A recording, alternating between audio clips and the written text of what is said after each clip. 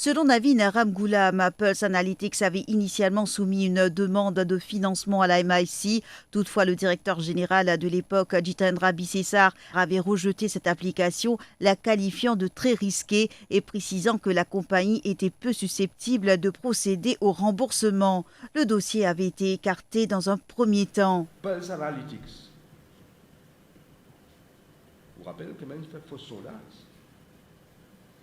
Un jour avant l'élection, camarade DPM, tu peux plusieurs fois dire dans le meeting. Aussi, mon dire, il fait souvent qui peut faire un faux sondage pour faire quoi que c'est un MSM qui peut gagner l'élection. Et on a dit, mais quoi? Moi, je me questionne beaucoup d'affaires là-dedans. Hein. Mais le CEO du MIC, M. Bissessar, vous connaissez qu'à Pulse Analytics, Jimon Loan, le CEO du MIC rejette ce projet. Et il dit, it is a very, very high risk project, unlikely qu'il est capable de refund la monnaie qu'il vous donne là. Unlikely.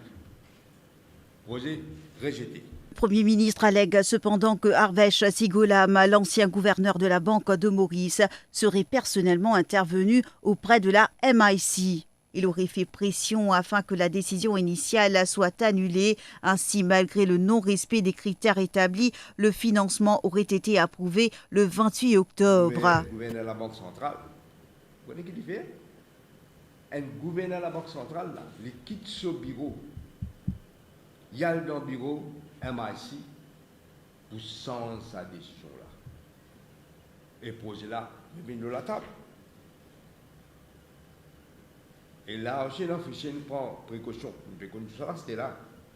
Et l'officier dit, mais s'il peut mettre pression, mettre bonnes conditions précédentes. Aucune pas mis. Aucune bonne condition pas mis. Et bien, tout changé le 28 octobre. Le 28 octobre, l'élection finit déclarée.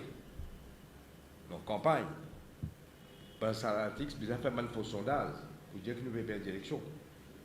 Le 28 octobre, un projet qui doit même dire, ceci, highly risky, pendant 15 sens qu'il vous rembourse ce casse, là, un seul coup, doit approuver.